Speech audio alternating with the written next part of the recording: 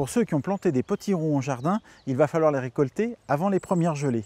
Ici, ma variété rouge vif d'Étampes, qui est assez précoce et prête à être ramassée. Alors comment je vois que c'est le moment de les ramasser? Eh bien tout simplement, je vois les tiges qui ont jauni, ainsi que le pédoncule, c'est un bon signe. J'ai posé mon potiron sur une tuile, ça va lui éviter de pourrir en touchant la terre.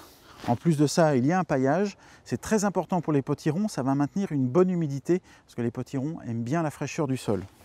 J'ai laissé volontairement un pédoncule assez long sur le potiron, ça va leur permettre de se conserver beaucoup plus longtemps.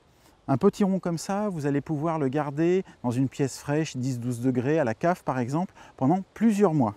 Nous avons planté nos potirons en godet au mois de mai. On peut aussi les semer dès le mois d'avril dans des petits pots ou en pleine terre aussi. Les jeunes plants sont assez sensibles au froid, c'est pour ça qu'on attend en général que les seins de glace soient passés. Les potirons adorent les sols frais et très riches. Souvent, on les voit même plantés à même le tas de compost. Ils ont vraiment besoin de beaucoup de matière organique pour bien se développer et d'un arrosage copieux, d'où l'intérêt d'avoir paillé pour leur donner beaucoup d'eau, maintenir l'humidité. Quand vos plants de potirons vont commencer à pousser et qu'ils auront 4 à 5 feuilles, vous allez les pincer à 2 feuilles. Et puis quand les fruits vont apparaître, vous allez à nouveau pincer 2 feuilles après le potiron. Dans la grande famille des courges, on trouve de nombreux autres légumes comme les courgettes, les pâtissons, les potimarrons. Et regardez ici, j'ai une autre variété de potiron, le jack-o'-lanterne.